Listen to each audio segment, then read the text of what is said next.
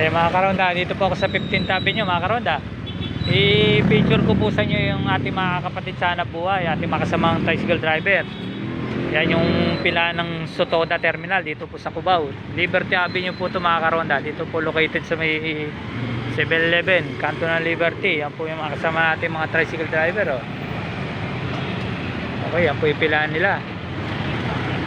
Isa rin po sa mga na-vlog ko na dati itong Sotoda. Nasa 350 pa yung total units nila rito, kaya napakarami rin tricycle. Wala po na ng pandemic, talaga po hindi na bumalik yung dating biyahe ng tricycle mga karonda. Talagang humina na talagang biyahe. Miski sa iba't ibang lugar, iba-iba't toda, talaga napakahina na ng biyahe. Hanggang ngayon po hindi pa rin bumabalik. Sana po gumanda na ang biyahe namin sa tricycle. Kasi po karamihan po kasi ng mga commuters meron na rin po kasi mga kanya-kanyang service. Dami na nagkuha na ng mga e-bike, mga motorcycle. Kaya po talaga iba talagang malaking nabawas sa mga pasahero.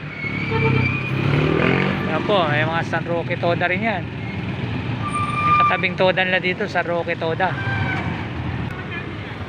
Nung di pa nagpa-pandemic mga karonda, talaga napakalakas ang biyahe dito. Mababa sa 1,000 kinikita ng mga driver. Kaya lang ngayon talagang tagirap talaga.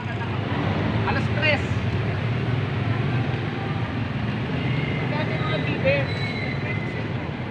Okay pa mga karonda, shoutout po sa buong Sotoda, sa lahat ng mga officers drivers ng Sotoda, shoutout.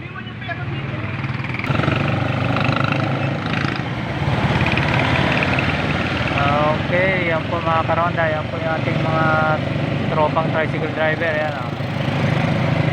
Okay, shoutout sa buong Sotoda. Yan, pare, oh. Tricycle driver din ako sa amin sa Marte. Pare, tuloy pa rin yung coding nyo. Tuloy pa rin po yan. Dalawang araw pa rin. Talaga. Lahat pwede. Okay. Bantay naman yan. Doon sa amin sa Marte, tinanggalan namin yung coding isang Sa Marte, nabalik din. sa may kaligayahan. Yan. Ano ka? Di pa kami tambay ba? Okay. Pag nagawi ka rin sa amin, hanapin mo lang ako doon. Sabihin mo lang, Ronda Toda, kilala tayo doon. Tinanggalan namin yung coding, kaya lang mahina pa rin ang biyahe.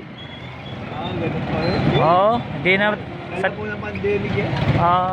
sa dami ng mga pasahero may mga service eh. Yun. Yun talaga yung nagpahina. Unang-unang, mga bisikleta. Dalawa, yung mga bumili ng mga motor. Wala na, naubos na kami.